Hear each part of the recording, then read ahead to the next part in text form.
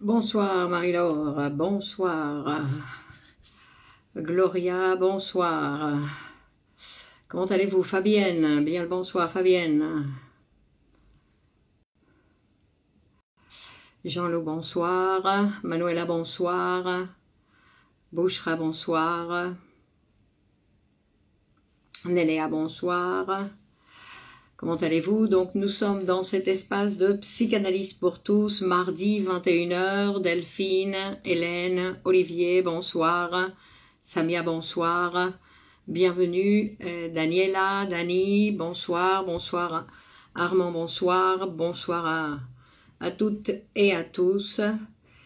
Ici dans ce nouveau Sami, bonsoir, ce nouveau rendez-vous. Soanels, bonsoir. Sabrina, bonsoir. Yvette, bien le bonsoir. Martine, bonsoir Martine. Smilchka, bonsoir. Elsie, bonsoir. Marie-Thérèse, bien le bonsoir. Monique. Frashkiska, bonsoir. Maury, bonsoir.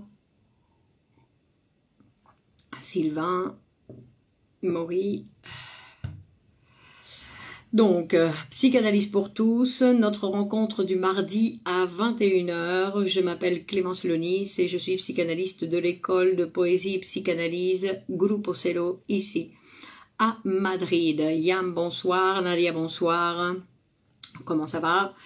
Vous allez bien? Donc aujourd'hui, nous avons un nouveau rendez-vous et le thème proposé pour aujourd'hui, c'est sur le désir dans les relations de couple, ou le désir, on va dire, d'une façon générale. Sylvia, bonsoir. Corinne, bien le bonsoir. René, bonsoir.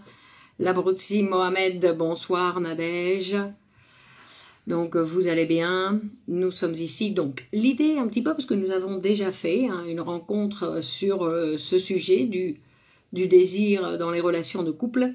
Donc aujourd'hui on va se poser la question un petit peu différente, à savoir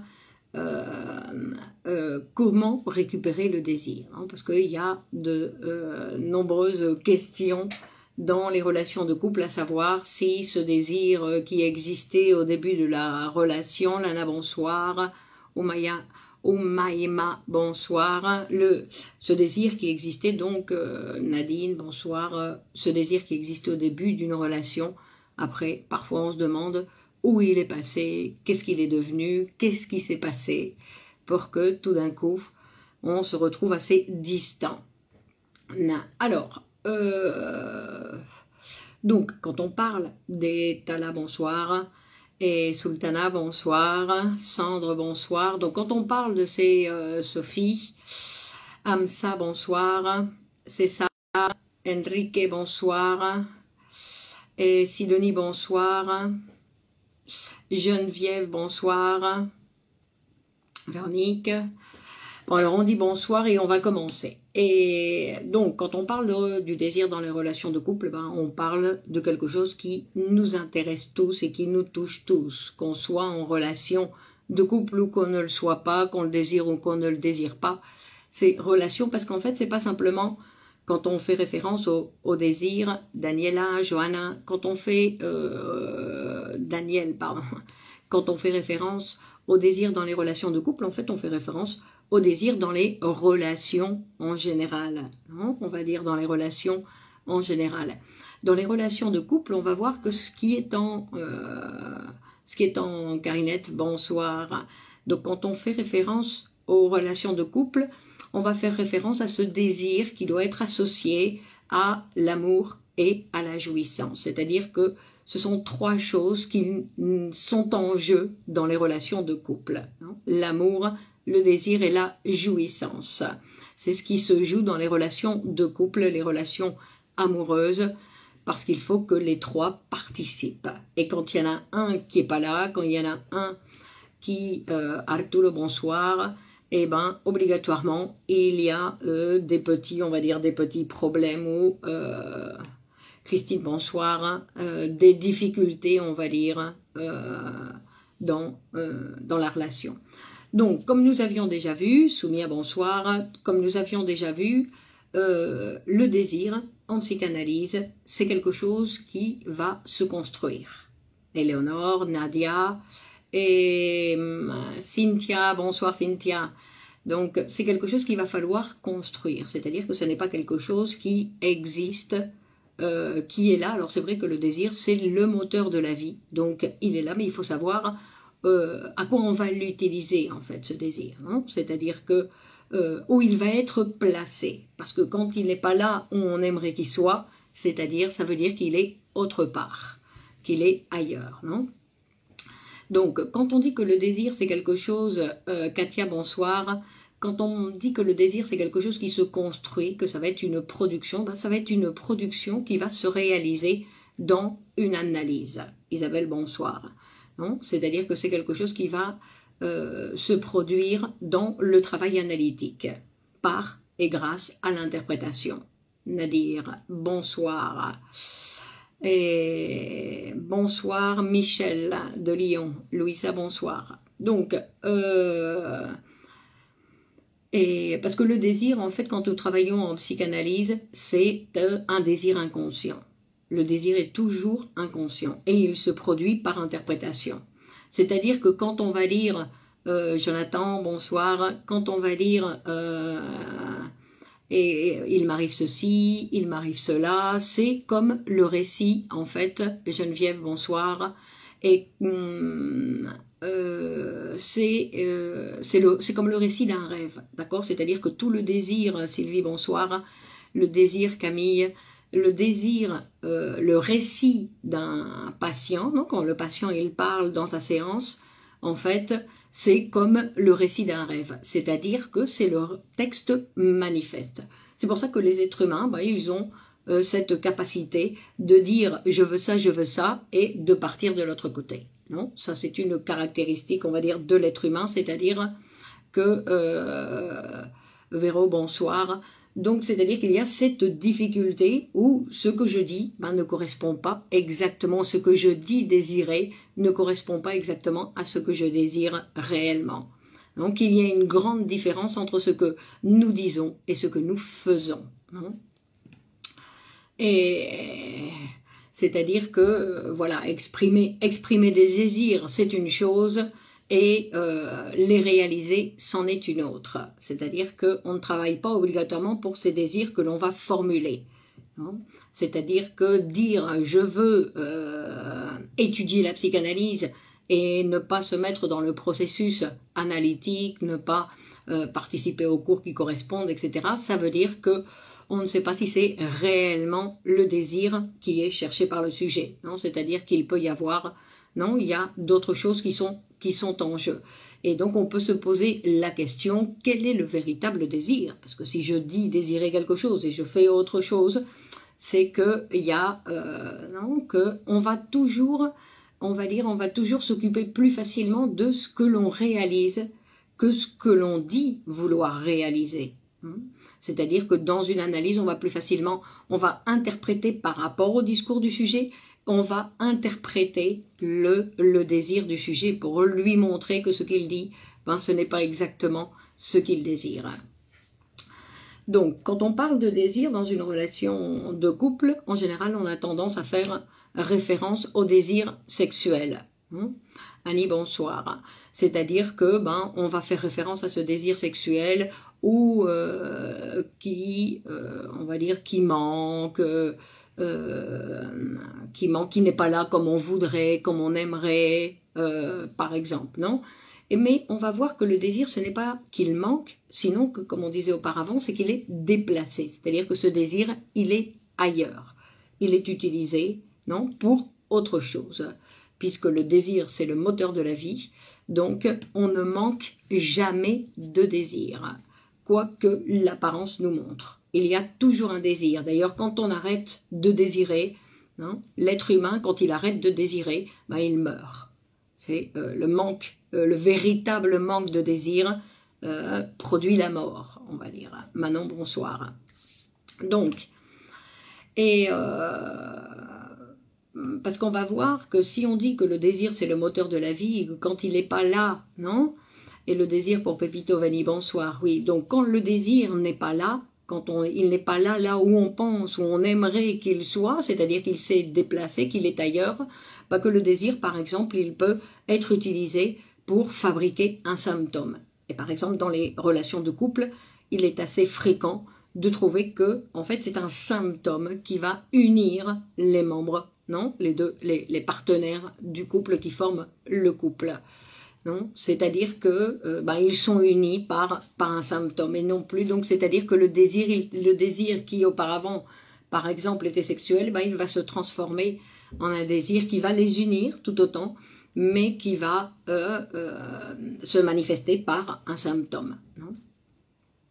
Donc, puisque c'est un désir qui va, Annie, bonsoir, c'est un désir qui va chercher à s'exprimer, et puisqu'il y a toujours cette force qui est là pour vouloir s'exprimer, et quand il ne peut pas s'exprimer là où il devrait s'exprimer, on va dire, parce qu'il y a des idées qui nous en empêchent, et on va le produire autre chose, et ce qui est le plus fréquent, c'est qu'on produit des symptômes. Donc on disait que c'est le symptôme qui peut être là, le lien qui va unir les membres du couple. Non? Et très complexe ce sujet. Oui, c'est très complexe ce sujet.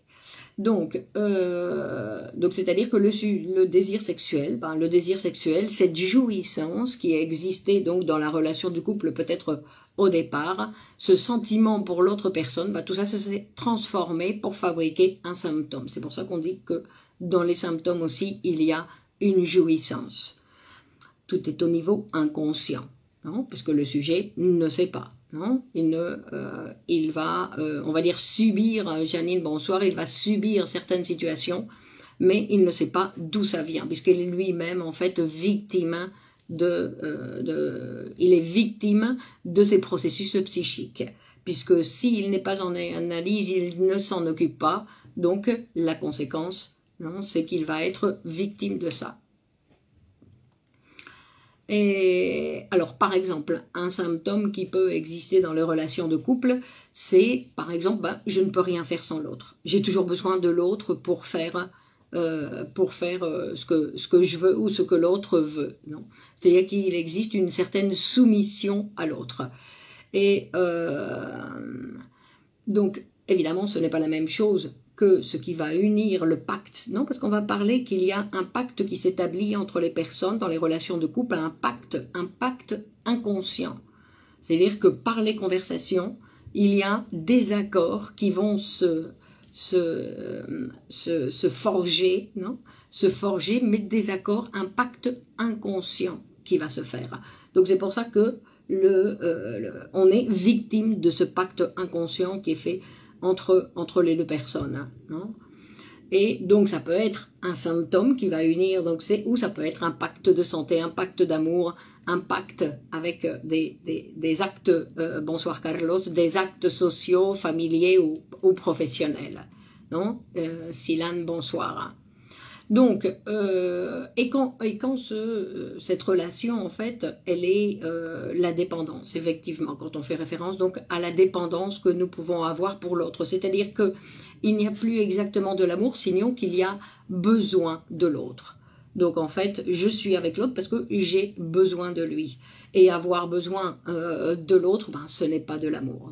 Et on va voir que c'est une dépendance parce que le besoin, c'est quelque chose qui appartenait, on va dire, avoir besoin de l'autre comme ça, c'est quelque chose qui appartient plus aux enfants qu'aux adultes. Non? Parce qu'en fait, les adultes, ils ont besoin, mais pas simplement de quelqu'un, sinon qu'ils ont besoin de beaucoup de personnes. Rapport dominé-dominant, exactement. Par exemple, Bernard, bonsoir. Non, c'est-à-dire qu'effectivement, il y a des rapports qui peuvent s'établir avec, d'un côté, non, un qui va se soumettre, à l'autre. Alors, de temps en temps, et ce qui peut arriver, c'est que les rôles changent, c'est-à-dire que ce n'est pas toujours le même qui se soumet. Mais en fait, même celui qui est dominé ou dominant, même le dominant, il est soumis au dominé. Non, c'est-à-dire que c'est un petit peu comme le maître et l'esclave, c'est-à-dire que l'un ne peut pas vivre sans l'autre. Donc, quand on voit que ces relations, non, ces relations de couple sont unis par ce genre de symptômes, par exemple, ben on voit qu'il est très difficile de modifier parce que cette modification pour le couple, en fait, ça veut dire qu'est-ce qui va nous soutenir après?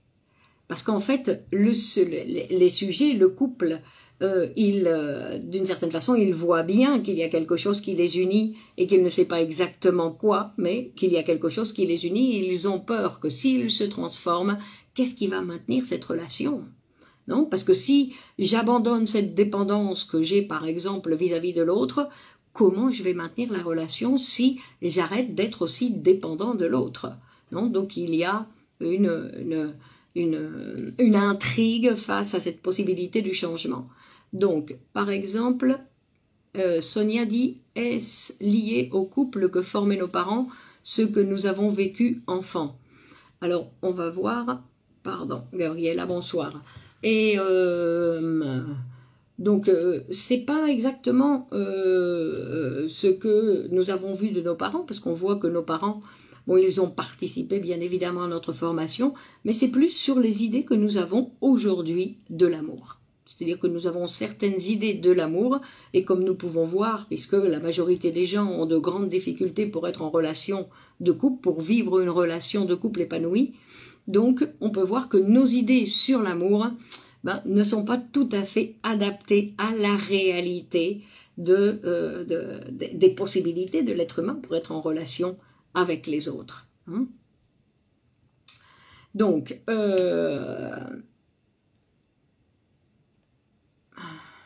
par exemple, il y a une difficulté assez fréquente dans les relations de couple, c'est qu'il y a des hommes, parce que c'est plus fréquent, donc Paul Xavier, les idées, les croyances. Oui, en général, on va voir le résultat, non? C'est-à-dire, Laurence, bonsoir, c'est-à-dire qu'on va voir le résultat dans leur façon d'être, c'est-à-dire que, par exemple, on va voir qu'il y a des gens qui considèrent que la personne avec qui ils vivent, la personne avec qui ils ont décidé de vivre, il leur appartient, non? C'est-à-dire qu'il y a une tendance à la possession, que l'autre nous appartient, qu'il ne peut pas faire ce qu'il veut avec sa sexualité, qu'il doit nous informer de ce qu'il fait, de ses va-et-vient, que nous devons être au courant de tout ce qui se passe, et donc c'est comme si l'autre nous appartenait. Donc nous voyons dans notre manière de vivre que nous avons une idée que l'amour, c'est pas exactement l'amour, sinon que c'est plus une idée de possession. L'autre, non, je dois, on va dire, l'autre m'appartient. Et ça c'est quelque chose, c'est un piège dans lequel nous avons tendance, non, à tomber. D'où la difficulté aussi qui existe avec tous les types d'infidélité qu'on peut considérer. Donc on va considérer que l'autre il est infidèle dès qu'il fait quelque chose sans nous prévenir, ou qu'il est infidèle parce qu'il ne fait pas ce qu'on lui avait dit qu'il devait faire. Non, donc on voit comment on pense l'amour comme on le vit, c'est-à-dire notre façon de vivre l'amour, sont nos idées, les idées que nous avons de l'amour. Et donc on pourrait penser que nos idées ne s'adaptent pas aux relations humaines, parce que les relations humaines sont l'autre ne nous appartient pas. Ça, c'est une première chose. Personne ne nous appartient pas, c'est-à-dire que les êtres humains sont des êtres humains, sont pas des choses, donc ils ne peuvent appartenir à personne. Ça, c'est de base. Et on va dire que théoriquement, on peut le comprendre facilement. Oui, nous ne sommes pas des choses que nous allons acheter. Même si dans le couple, il y en a un qui maintient l'économie, l'autre ne lui appartient pas, même si c'est lui qui met, non, l'argent, non, l'économie pour permettre la vie en commun. Dany dit, quelles sont les conséquences psychologiques de l'identification avec l'objet désirant? Donc, on avait vu que avec l'autre, pour pouvoir aimer l'autre, il y a toujours une base de narcissisme, nous dit Freud. C'est-à-dire, il y a toujours, on ne va pas choisir quelqu'un où il n'y a pas quelque chose où je vais m'identifier à l'autre. On va dire qu'on va chercher quelqu'un qui ressemble à ce que j'aimerais être, quelqu'un qui ressemble à ce que j'ai été, ou qui ressemble à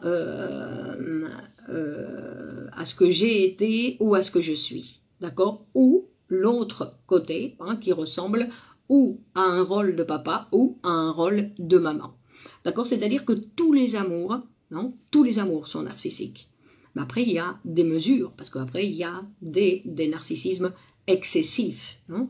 Mais que, en général, les relations de couple sont basées sur ce choix d'objet qui est inévitable. C'est-à-dire que l'être humain n'a pas la possibilité de choisir quelqu'un où il n'y a pas une identification de ce genre.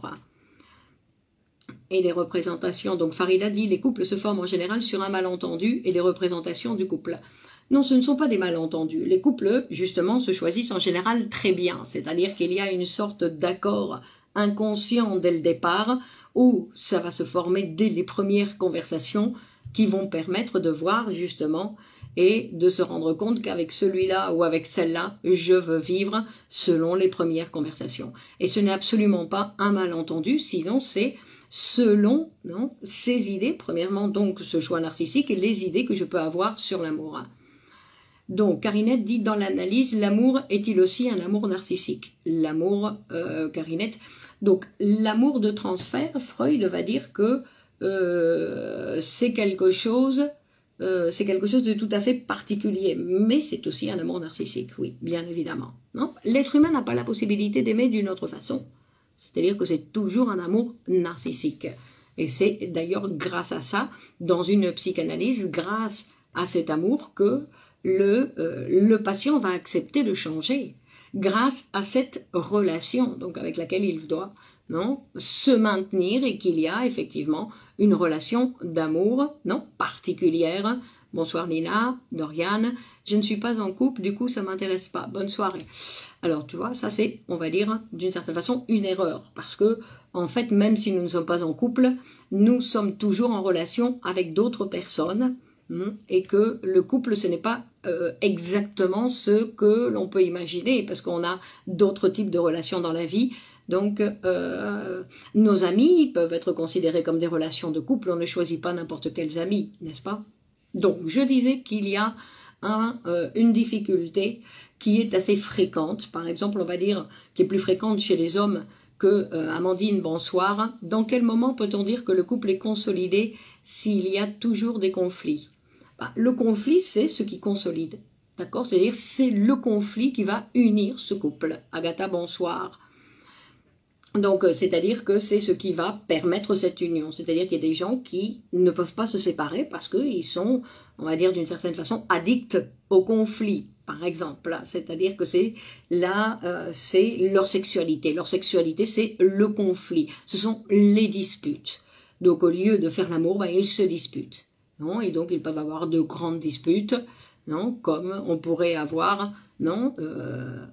et on se dispute, Nina aussi, avec nos amis. Ce n'est pas quelque chose qui est réservé aux relations de couple.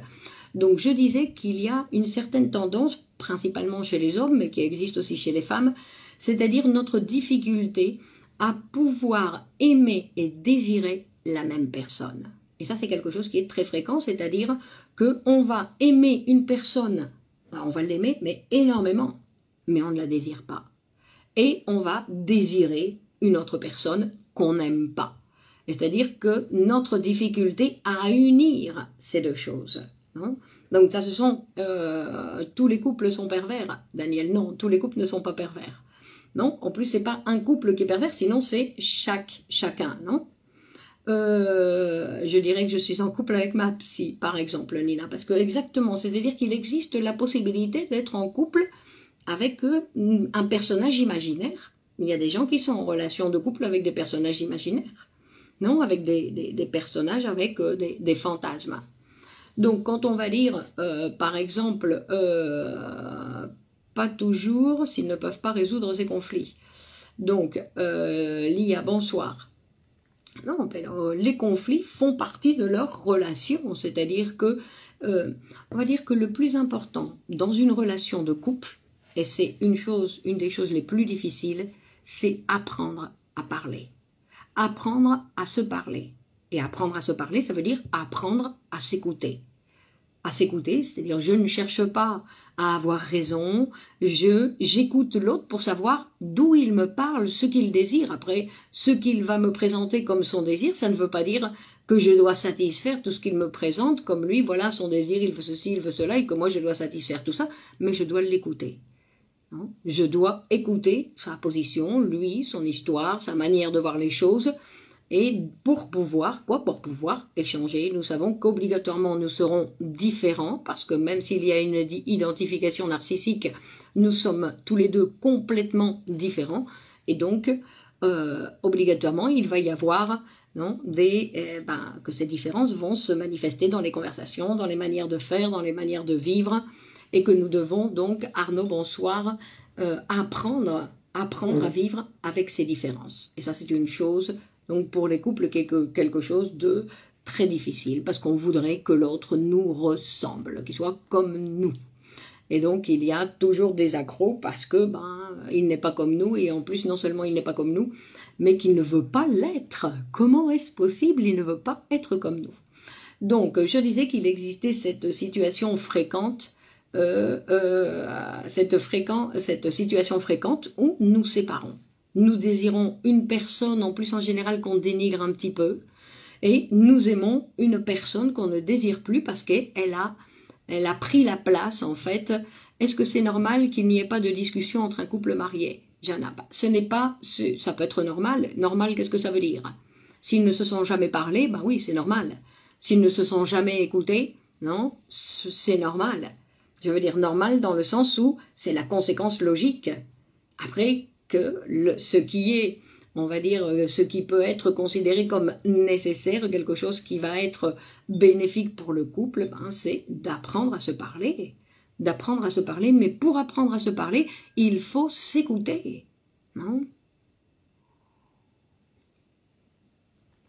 Donc on disait que, en général, on peut avoir tendance à désirer des personnes qu'on va d'une certaine façon dénigrer. Dénigrer, c'est-à-dire qu'on va considérer qu'ils ne méritent pas notre amour, simplement. Et donc on va voir par contre cette personne qu'on aime énormément et qu'on ne désire pas ou qu'on ne désire plus, en général quand qu'on ne la désire plus ou quand on ne le désire plus, c'est parce qu'il a pris la place de la maman. Donc il a pris la place d'être... il a pris la place, donc je ne vis plus avec une femme, je vis avec ma maman. Donc j'ai transformé ma femme en une maman.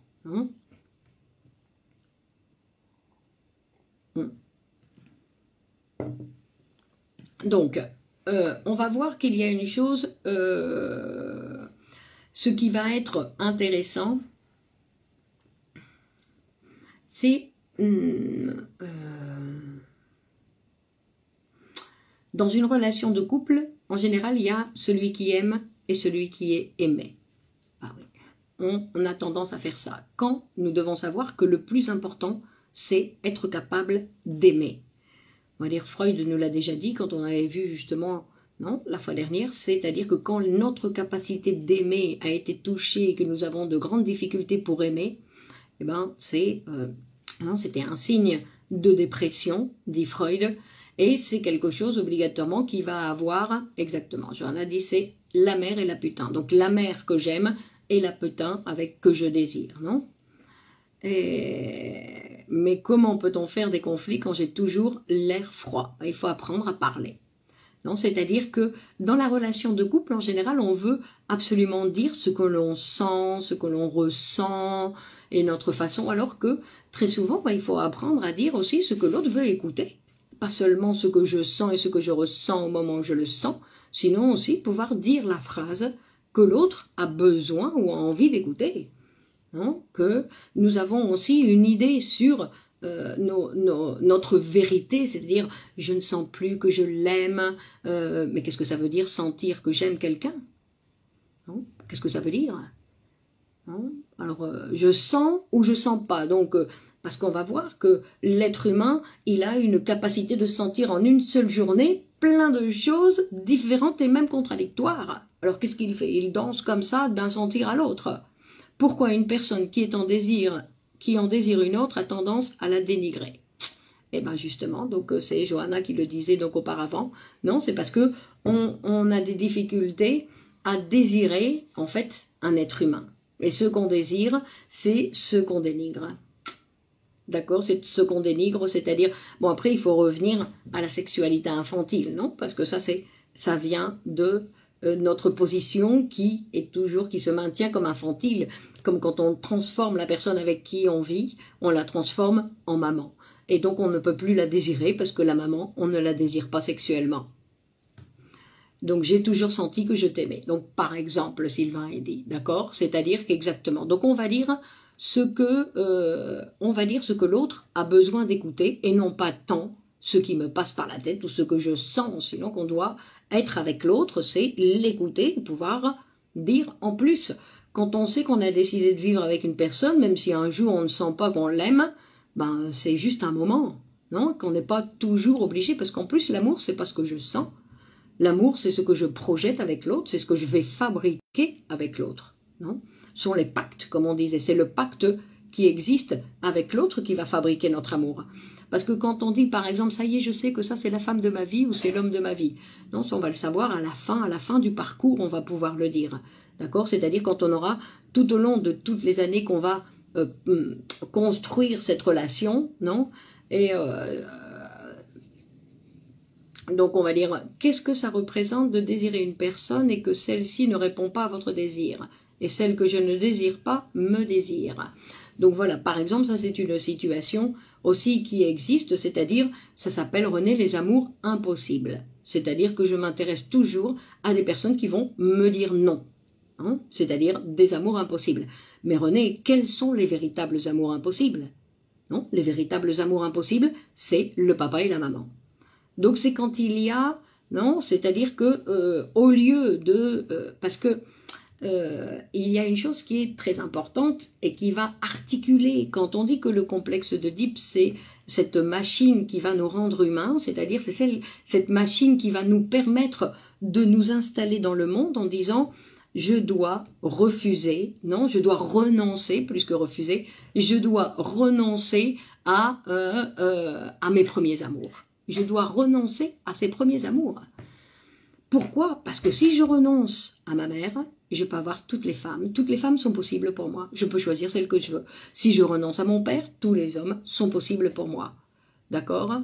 Donc, quand cette loi qui existe n'est pas établie complètement dans le sujet, non, c'est-à-dire que je renonce mais pas complètement. Je continue à chercher ma maman dans la femme avec laquelle je veux vivre. Et chez une hystérique, madame, toujours insatisfait, merci.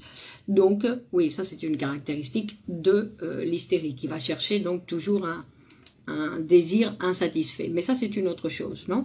Donc, et donc dans les couples, ben, ce qui se passe, quand les couples, il y a des conflits, quelle est la place de l'inceste dans tout ça?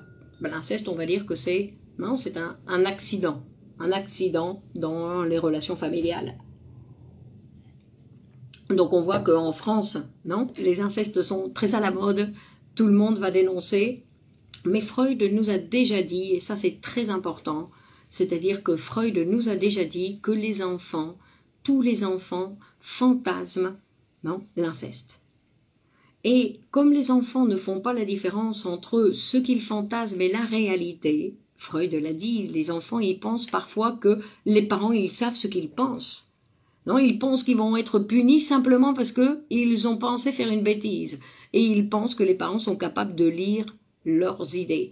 C'est-à-dire qu'ils ne font pas la différence entre leurs fantasmes et la réalité. Et donc, il y a des situations, alors pas tous, bien évidemment, l'inceste, c'est quelque chose qui existe, mais il y a de nombreux incestes qui ont été fantasmés.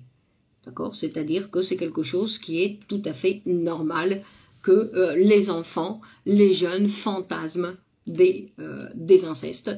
Alors, après, ça se maintient pas, après ça dépend de toutes les relations familiales. Non, et il y a de nombreux cas, beaucoup de cas, où en fait les incestes, et en plus quand l'enfant il va dénoncer un inceste, il y croit fermement. Pourquoi? Parce qu'il ne fait pas la différence. Et très souvent, on voit les adultes qui disent « Qu'est-ce qu'il raconte? Qu'est-ce qui se passe ici? Je ne comprends pas. » Parce que, justement, l'adulte n'a rien à voir. Il est, qu'il est victime. Donc, je sais que dans les familles, il y a beaucoup de perversion, que la famille, c'est un lieu où la perversion a une place ou peut avoir une place importante. Mais je pense que, non, que c'est toujours à voir cas par cas, non, qu'il faudrait y avoir un psychanalyste pour écouter le sujet et voir de quoi il s'agit quand il parle de l'inceste. Donc, on disait que quand on va transformer donc la personne avec qui on vit en une maman, ben évidemment, le désir va se déplacer ailleurs, puisqu'il ne peut pas se maintenir. Alors, où il va se déplacer sur une autre personne qui va permettre, non, les scènes de séduction du parent. Mais les scènes de séduction carinette du parent, effectivement, mais les scènes de séduction aussi de l'enfant. Attention, parce que quand l'enfant il est tout petit, qu'il se balade tout nu, non, ce sont des scènes de séduction. Et les scènes de séduction des jeunes filles dans la maison, elles sont très, très fréquentes. D'accord? Donc, c'est quelque chose qui... Les scènes de séduction, elles existent entre les parents, entre les enfants, entre tout le monde. Non? Que ce n'est pas quelque chose qui appartient. C'est pour ça qu'après, les parents, ils doivent être bien situés pour ne pas tomber, on va dire... Vous ne lisez jamais pour moi. Donc les parents, ils doivent être bien situés pour ne pas tomber dans les pièges, en fait, que vont présenter les enfants. Donc, je disais, pour revenir un petit peu aux situations de couple, non, que cette tendance à transformer l'autre en une maman, c'est-à-dire, j'ai besoin de l'autre, donc quand j'ai besoin de l'autre, ben, il n'y a plus de désir, il n'y a plus de jouissance et il n'y a plus d'amour. C'est-à-dire que l'autre est devenu, non, une nécessité dans ma vie, et avoir besoin de quelqu'un, parce que ce n'est pas l'aimer. Non, ce n'est pas le désir. Donc, parce que effectivement, le désir utilise aussi les besoins physiologiques et biologiques, mais le désir va au-delà de ça. Le désir va au-delà, dans le sens où le désir ne va jamais pouvoir être satisfait. Le désir est insatiable, et heureusement, puisque c'est le moteur de la vie. D'accord? Donc, quand on arrive, non, à un objectif, à réaliser un objectif, on arrive à séduire cette femme, à séduire cet homme qu'on voulait séduire, ben après il faut savoir que ça ne s'arrête pas là, que le désir, non, on doit continuer, que le désir ne va pas mourir là, non. Donc notre énergie, l'autre devient une plante verte, oui. Notre énergie psychique ou sexuelle, donc, est toujours en mouvement, et elle doit l'être, c'est-à-dire que si on freine, non, notre tendance aussi, on va dire, à freiner, non, à freiner le mouvement de la libido, le mouvement de cette pulsion, comme si, en la freinant, on avait évité la mort, éviter que les choses se terminent, éviter que les choses aient une fin. Donc, on bloque le mouvement. Alors que dans la vie, non, ce qu'il convient de faire pour avoir, non, la possibilité d'un développement, pour avoir la possibilité de grandir, de se développer, de se transformer et de se connaître, évidemment, ben, il faut justement que ce mouvement existe. Donc, puis, un même désir peut avoir plusieurs objets. Bien sûr que le désir peut, non, c'est-à-dire il n'y a pas de frontière entre l'amour et la haine. Effectivement, ça aussi c'est vrai. C'est-à-dire qu'on va aimer et détester la même personne. Vous voyez, l'être humain, il est fantastique. C'est-à-dire qu'on ne peut pas l'enfermer en disant non, je t'aime à 100%, je t'aime. Non, non, ça n'existe pas. Non, c'est-à-dire que c'est que nous avons sur la même personne, nous l'aimons et en même temps nous avons une certaine hostilité envers l'autre.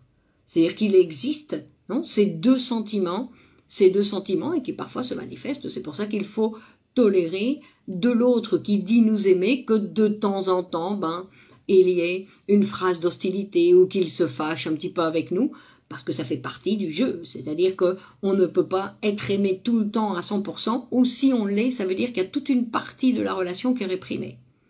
D'accord? Si on déteste l'autre, c'est-à-dire que l'amour est réprimé. Et si on aime l'autre, ça veut dire que l'hostilité et la haine, si on veut dire, mais non, elle est réprimée.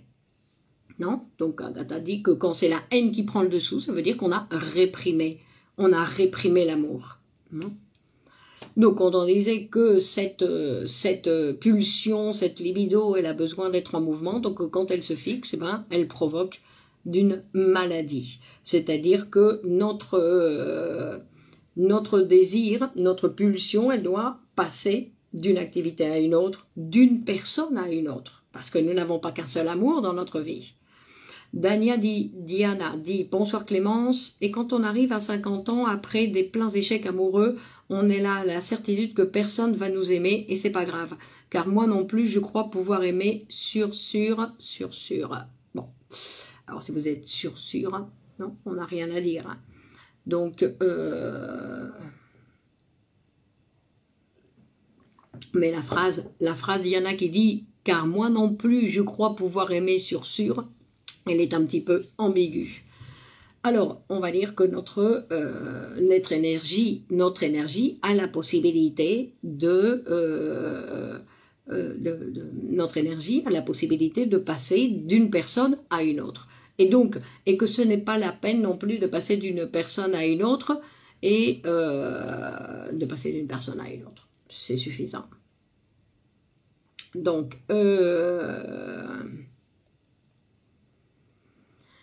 Donc,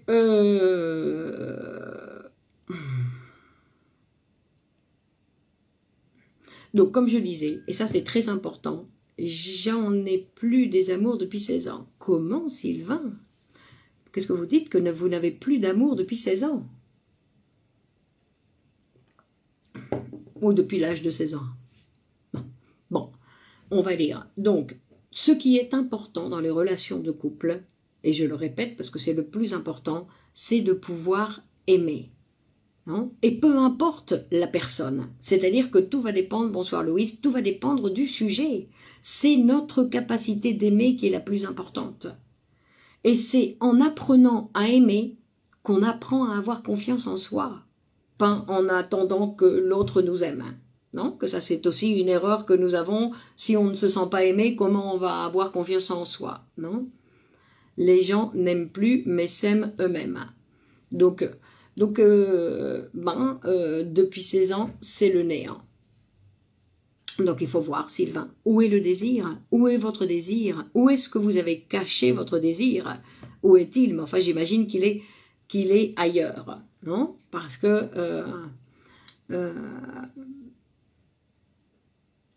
la capacité d'aimer n'a pas d'âge. Non, que nous sommes capables d'aimer à n'importe quel âge. Bonsoir ma chère Clémence, comment ça va? Merci pour votre noble travail. Donc, on va dire qu'un bon amant a toujours quelqu'un à qui aimer. C'est-à-dire qu'il ne va pas rejeter, c'est-à-dire que que peu importe la personne qu'on aime. Bon, alors pour vivre, s'installer, pour vivre avec quelqu'un, c'est différent. Mais disons que ce qui va nous intéresser, c'est de pouvoir apprendre à aimer et apprendre à aimer les différentes personnes qui sont dans notre vie autour de nous. Delphine demande comment faire durer dans notre société actuelle le couple qui n'a plus les mêmes fondements qu'avant. Et alors attendez, là vous êtes en train de poser beaucoup de questions, je ne vais pas pouvoir... c'est parce que nous avons détourné, on va dire, nous avons détourné cette production. Puis en plus, je ne crois pas que les mariages dans le passé étaient meilleurs que les mariages d'aujourd'hui. Sauf qu'aujourd'hui, nous avons la possibilité de divorcer. Mais ça, c'est une autre chose. Non, mais je ne crois pas que ni nos parents ni nos grands-parents étaient plus heureux en amour. Donc, on va voir. Je pense que les deux vont de pair. Il faut être capable de s'aimer pour aimer autrui. Donc, alors attendez, ici, depuis 16 ans, alors attendez,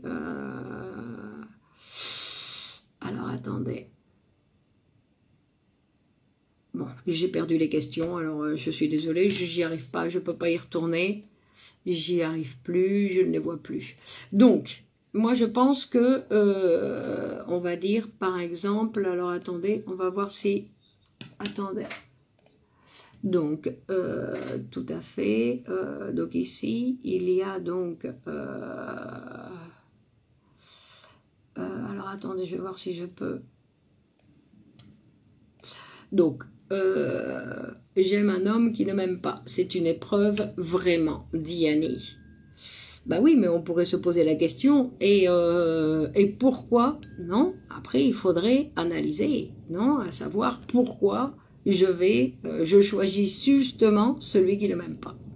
Et qui ne veut pas faire d'efforts pour apprendre à m'aimer. Parce qu'après, il y a des gens, on commence à les rencontrer, et puis on les aime pas spécialement, ils nous attirent pas, pélo. Quand on commence la relation, on fabrique petit à petit la relation, et on finit par les aimer, non? Vous êtes peut-être trop exigeant, je ne sais pas, avec les 16 ans. Non, non, ça n'a rien à voir avec ça, Nina. Ce n'est pas question d'exigence, non, qu'on n'est pas exigeant avec eux, simplement qu'il y a... il faut voir où se trouve l'énergie. Non, il faut voir où se trouve l'énergie. Donc Manon disait qu'il faut que les deux vont de pair. Il faut être capable de s'aimer pour aimer autrui. Mais on commence par... tout commence par apprendre à aimer l'autre. Quand on apprend à aimer l'autre, on apprend à s'aimer. D'accord, hein? Donc c'est quelque chose effectivement qui vont de pair. C'est-à-dire qu'on va pas... Mais si y a la majorité des gens, Manon, s'aiment trop. Ils s'aiment tellement qu'ils n'ont pas la capacité, non, d'aimer quelqu'un d'autre. Donc, non, il faut d'abord aimer les autres, d'abord apprendre à aimer. Alors après, qu'est-ce que ça veut dire? Parce que quand on dit aimer, c'est pas obligatoirement sentir, non? Parce qu'on a aussi, il est dans la curiosité de lire beaucoup de livres. Donc, par exemple, dit Sylvain que toute son énergie est dans, après 2 échecs, la 3e, l'amour parfait. Bah, quelle chance, Louis! Donc, effectivement, après, il y a, non, chacun va faire circuler son énergie, mais après, je veux dire que s'organiser dans la vie pour s'épanouir, exactement, René, parfait, peut-être suspect, exactement, René, d'accord? Mais bon, après, on va dire l'amour parfait dans le sens où, comme l'amour parfait, ça n'existe pas, mais disons qu'on va dire l'amour qui me convient, non? C'est un amour qui me convient, hein? Lorenz a dit « Bonjour, je n'ai pas pu voir le début de la vidéo, peut-être y avez-vous répondu, mais je me demandais comment on sait qu'on aime quelqu'un finalement. » Bravo Lorenza, ça c'est une bonne question. Comment on sait qu'on aime quelqu'un? Parce que des fois on a des sentiments, on sent qu'on l'aime, mais ça dure qu'un instant. Ben, on ne va pas sentir qu'on aime l'autre tout le temps, parce que sinon ça se transforme en besoin. Et le besoin, on a vu que ce n'est pas de l'amour. Donc aimer quelqu'un, le narcissisme empêche d'aimer l'autre, bien évidemment, Paul Xavier, bien évidemment. Ce narcissisme n'est-il pas plus prégnant actuellement? Je ne sais pas, je ne crois pas. Je ne crois pas, disons qu'on en parle beaucoup, non? En France, c'est très à la mode, les narcissiques pervers. Les narcissiques pervers, mais je veux dire que ce n'est pas quelque chose qui est... je ne sais pas si c'est quelque chose qui est plus à la mode aujourd'hui. Parce que, je veux dire, on va voir que j'ai 60 ans et je suis en train de tomber amoureuse d'une personne qui apparemment ressent la même attirance pour moi et j'appréhende le jour où nous allons nous rencontrer. Nous sommes en train de fabriquer, comme vous le dites, et c'est du bonheur et de la souffrance, c'est car pas sûr de moi. Mais donc la souffrance, ça, elle n'a pas lieu d'être. Non, ça c'est quelque chose, c'est n'a pas lieu d'être. On doit être heureux quand à 60 ans on tombe amoureux, non? Et que en plus il y a quelqu'un d'autre qui répond à ça, on ne doit être que heureuse. Que diriez-vous sur le sujet des religieux qui font vœu de célibat? Bon là c'est autre chose, non? Moi je ne vais pas rentrer dans la vie sexuelle de ces gens, mais premièrement parce qu'il y en a peu qui vraiment respectent non, qui vont respecter le sans relation sexuelle. Et en plus, ils aiment, je veux dire qu'ils peuvent avoir une grande capacité d'amour. Je veux dire que les gens, il y a des gens qui aiment Dieu, hein, qui aiment Dieu. Alors, c'est peut-être pas très productif, mais c'est peut-être nécessaire pour leur vie. Je veux dire que chacun, non, va utiliser, on va dire, c'est le déplacement du désir. Hein. Bon, alors, qu'est-ce que je voulais dire? C'est le déplacement du désir. Donc, la capacité d'aimer, non, Freud dit, la capacité, est-il possible d'aimer sans être amoureux? Ben, bien sûr, Daniela. C'est justement être amoureux, on va dire que très souvent, c'est ce qui se passe au début d'une relation, puis c'est cet amourachement va se transformer en amour si on résiste à la transformation. Parce qu'il y a des gens qui passent d'amourachement en amourachement en amourachement parce qu'ils n'arrivent pas à transformer, non, l'amour rend Non, l'égoïsme rend l'amour fade. Ben, l'égoïsme, déjà, il ne doit pas avoir beaucoup d'amour. Donc Freud disait que le plus important, c'est notre capacité d'aimer et notre capacité de travailler. Parce que l'amour, non, l'amour, c'est le résultat d'un travail. Clémence, une femme mariée d'un homme et elle aime une femme et elle est tellement perdue qu'elle n'arrive pas à quitter quiconque. Que peut-on dire de l'amour ici? Ça, je ne sais pas, il n'y a rien à dire de spécial. Je veux dire que nous pouvons aimer un pays ou un lieu. Donc, on va dire que avoir plusieurs objets d'amour, c'est quelque chose que le sujet doit apprendre à tolérer. Non, bien sûr que nous n'allons pas être avec un amour unique. Bon, il y a des gens qui sont des amours uniques, non? Donc, c'est-à-dire des gens qui sont tombés amoureux, qui ont eu une relation et qu'ils ne sont pas capables d'abandonner cette relation. C'est-à-dire que même si l'autre personne est partie, donc elle a disparu pour X raison, ben, qui reste, non, fidèle à cette relation et qui ne remplace pas cette personne et qui maintiennent donc le célibat, on va dire, parce que ils ne peuvent pas être infidèles à cet amour passé qui n'existe plus. Parce que l'être humain, il a aussi cette capacité-là. Donc c'est pour ça qu'il faut faire attention. Je veux dire attention dans le sens où la société nous contraint à l'amour unique. Exactement, Agatha. Donc nous avons droit à l'amour unique. Alors que Freud nous disait qu'il nous convient d'aller draguer, on va dire, d'aller draguer. Pourquoi? Parce que ça, c'est ce qui met un petit peu de piment, d'épices, non? Comme disait, c'est-à-dire un petit peu de piment dans les relations. Parce que si moi je vois que l'homme avec qui je vis attire encore des femmes ou qu'il arrive à séduire des femmes, ben, moi, ça peut me permettre aussi de réveiller, non, mon désir ou de remettre, non, mon désir. Donc c'est quelque chose qui est important de voir que l'autre aussi ne me plaît pas seulement à moi. Et tu n'as pas vu ma question. Alors, je n'ai pas vu la question de qui. Tu n'as pas vu, vous n'avez pas répondu. Vous n'avez pas répondu. Clémence, tu n'as pas vu, mais je réitère. Alors, je réitère. Attends, ça s'en va. La personnalité narcissique ne sait pas aimer. Mais c'est quoi une personnalité? Vous mettez des étiquettes comme ça. La personnalité narcissique, nous sommes tous narcissiques. Nous sommes tous. La sublimation. Donc, la sublimation, c'est un petit peu autre chose, non? Donc, on va voir...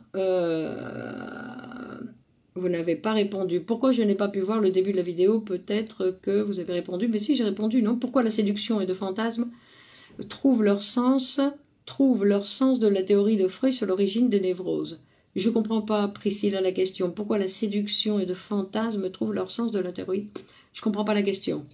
Donc, Sonia dit, tomber amoureux, c'est comme une chute. N'est-ce pas mieux de dire entrer en amour? Ben non, parce que être amoureux, c'est une sorte de délire. Être amoureux, on ne voit plus que l'autre, le reste du monde, c'est une petite psychose. Parce que le reste du monde ne nous intéresse plus. La seule chose qui nous intéresse, c'est notre état amoureux. Et cet autre que, en plus, nous transformons pour pouvoir être amoureux, parce que nous ne pouvons pas voir tel qu'il est dans la réalité. Donc, c'est une sorte de psychose, tomber amoureux. Non?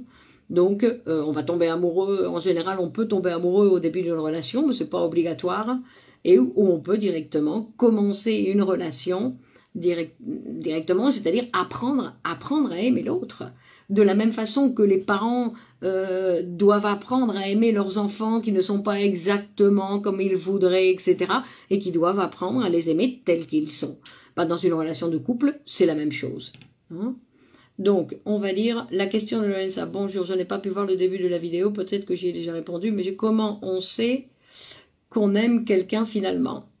Donc, comment on sait qu'on aime quelqu'un finalement par rapport à comment on vit avec l'autre, non? Est-ce que seulement le désir qui nous amène à aimer quelqu'un? Ben, ça fait partie, non? Si on dit que aimer quelqu'un, c'est l'amour, la jouissance et le désir. Donc Freud rapproche d'abord l'état amoureux et l'état hypnotique. Donc voilà, c'est une sorte d'hypnose, non? C'est une sorte d'hypnose, on est hypnotisé par l'état amoureux. Donc ce n'est pas quelque chose qui appartient à l'amour. Parce que aimer l'autre, c'est, on va dire, c'est s'occuper aussi de soi. Parce qu'on a tendance à penser que aimer l'autre, c'est s'occuper de l'autre. Non, non, aimer l'autre, c'est s'occuper de soi. C'est s'occuper de soi pour montrer que on prend soin de soi, que tous les jours on a quelque chose de différent à raconter, qu'on vient pas raconter tout le temps les mêmes problèmes, qu'on se présente à l'autre comme une personne séduisante. Parce que si on pense que l'autre, ça y est, il est gagné, ça y est, on s'est installé, on s'est marié, parce que ce qui se passe dans de nombreux couples, ça y est, on est marié, ça y est, on s'est installé, il n'y a plus rien à faire, ça y est, c'est fait, c'est gagné, je l'ai. Elle m'appartient, il m'appartient. Mais non, non, c'est-à-dire que c'est quelque chose qu'il va falloir alimenter la séduction, mais alimenter la séduction, c'est plus comme on l'a fait au départ. Sinon, alimenter la séduction, ça doit être différent. Et être une personne intelligente pour l'autre, être une personne qui continue à apprendre, qui a des nouvelles histoires à raconter, non? Être attentif à ce que l'autre va nous parler. Que pensez-vous lorsqu'une personne affirme qu'un couple, c'est 1 + 1 = 1? Ben, c'est un délire, Olivier. Non, ça c'est Platon qui disait ça, non? Donc on va chercher notre moitié, non? Comment entretenir l'amour dans un couple? Donc, entretenir l'amour dans un couple, c'est pas obligatoire, Sylvie, de tomber amoureux avant d'aimer, non? L'amour n'est jamais acquis, dit Sabrina, exactement. Mais c'est pas qu'il n'est jamais acquis, sinon que c'est un travail dans le sens où il faut toujours faire quelque chose. Par exemple, il y a Menasa, Miguel Oscar Menasa, le directeur de l'école de Grupo Celo à Madrid, il dit que il est bien de faire régulièrement une petite scène de jalousie à l'autre pour qu'il se sente aimé. Parce qu'il y a des gens qui pensent que la jalousie, c'est une preuve d'amour. Donc on va pas aller le contredire, sinon qu'on va lui faire une petite scène d'amour. Une petite scène d'amour, de jalousie. D'accord? Et on va faire une petite scène de jalousie, mais la petite scène de jalousie, c'est avec qui tu sors ce soir? Et ça, c'est une scène de jalousie.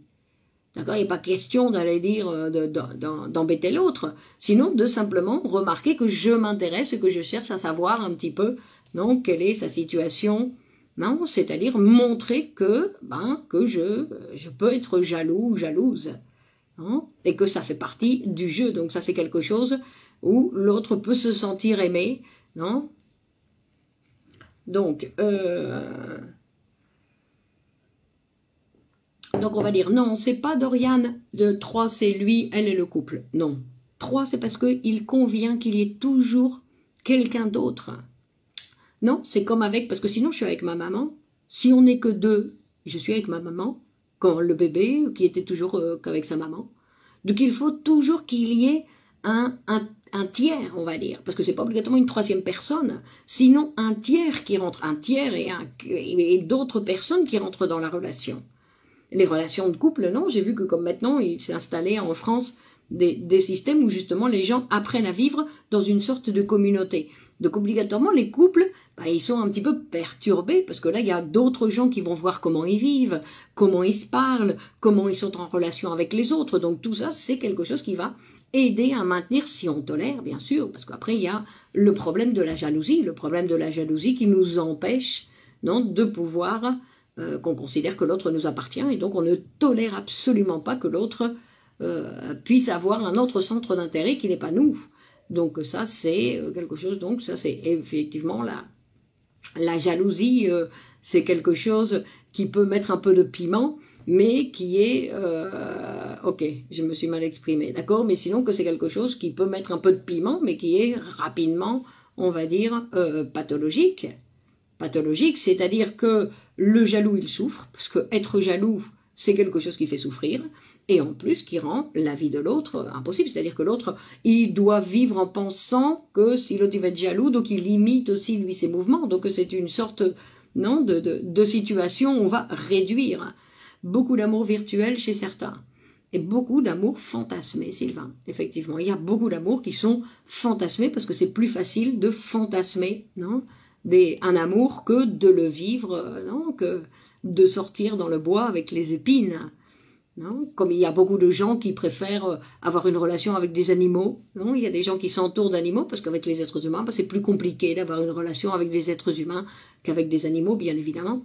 Non, donc on voit que nos difficultés, on va dire que si on apprend à regarder, non, c'est pour ça qu'étudier la psychanalyse, c'est quelque chose de très intéressant, parce qu'on va apprendre à regarder un petit peu les autres, comment ils organisent leur vie, comment ils font pour vivre, et puis on va voir, non, tout le monde montre, on va dire, ses difficultés ou ses facilités ou ses manières d'être en relation avec eux, avec les autres, que tout le monde montre tout en fait, non? Donc, montre tout, pas obligatoirement comme un enfant, pas obligatoirement, il y a des gens qui leur chien, leur chat, c'est une véritable histoire d'amour. Hein. Non, que ce sont des amours qui n'ont plus, donc toute leur libido est mis dans l'animal. Donc c'est une situation. Donc si le sujet vous intéresse, il y a dans cette page un lien, je crois si vous cherchez dans la page, un cours sur les relations de couple qui est très intéressant. C'est 4 heures de cours où on va traiter justement la sexualité, l'infidélité, qu'est-ce que l'amour, parce qu'on va se poser la question, qu'est-ce que l'amour, ou à savoir effectivement qu'est-ce que l'amour. Donc il y a un cours qui est à votre disposition donc sur cette page. Vous pouvez avoir accès donc c'est un cours payant, non, que vous pouvez voir quand vous voulez. Les vidéos donc sont prêtes pour que vous puissiez aller les voir. D'un autre côté, donc il est déjà 10 heures, donc vous savez que le film Seul au monde, l'amour avec un ballon. Moi, je n'ai pas vu, bien sûr, mais certains comme Substitut d'enfant. Bon. Donc, merci à vous tous, Marie-Laure, merci pour votre enthousiasme et votre constance. Donc, nous continuons mardi prochain. Vous pouvez aimer cette page et vous pouvez partager donc sur vos réseaux sociaux cette vidéo pour que nous soyons plus nombreux à nous éclairer un petit peu, parce que vous savez que nous n'avons pas reçu de cours pour apprendre à aimer. Non? Qui a reçu des cours pour apprendre à aimer? Donc je veux dire qu'il y a de grandes lacunes, non? C'est-à-dire que Freud disait que on nous forme, vous voyez la connexion spirituelle avec une personne, âme sœur. Pourquoi pas Jean-Loup, merci à vous, je vous remercie Clémence. Donc c'est-à-dire qu'on va voir, qu'est-ce que je voulais dire? Bon, j'ai oublié. Ben voilà, Sabrina, Manuela, Dariotti, bonne soirée, Diana, merci beaucoup à vous. Donc on continue, Cynthia on continue, donc Jouvet, Fifi Jouvet, merci Olivier, René, votre collier ce soir était parlant. Parlant, dans quel sens? Christine, bonsoir, Annie, c'est passé trop vite. Ben, il y a d'autres vidéos, hein. Merci, bonne semaine, merci, vous posez des questions, oui, effectivement. Néléa, Gabriella, Véronique, donc merci à vous. Sandre, à la semaine prochaine, donc avec un... Oui, et apprendre à parler, c'est beaucoup... Ben, voilà, ça c'est, on dit que apprendre à parler, c'est ce qu'enseigne l'amour. Donc on va, pour répondre à la question là qui était restée en suspens, on sait qu'on aime quelqu'un quand on a appris à parler. Quand on a appris à parler avec lui ou avec elle, non, peu importe, non, parce que aimer quelqu'un, c'est, et puis en plus, c'est pas simplement une seule personne, sinon la capacité d'aimer, elle doit être disponible pour n'importe qui, pour tout celui, on va dire, pour tout celui qui en a besoin, parce que nous vivons dans un monde affamé d'amour, donc nous devons développer nos capacités, non, d'amour pour être capable d'aimer. Apprendre à aimer l'autre. D'accord? Donc, et il faut aussi remercier. Donc, merci à vous. D'accord? Alors, merci à vous tous. Merci de partager donc cette vidéo sur vos réseaux. Et qu'est-ce que j'allais dire? Et donc, je reviens mardi prochain à 21h dans Psychanalyse pour toutes, notre rendez-vous du mardi. D'accord? Donc, bonne continuation et à mardi prochain. Allez, bonne continuation, au revoir, ciao, ciao.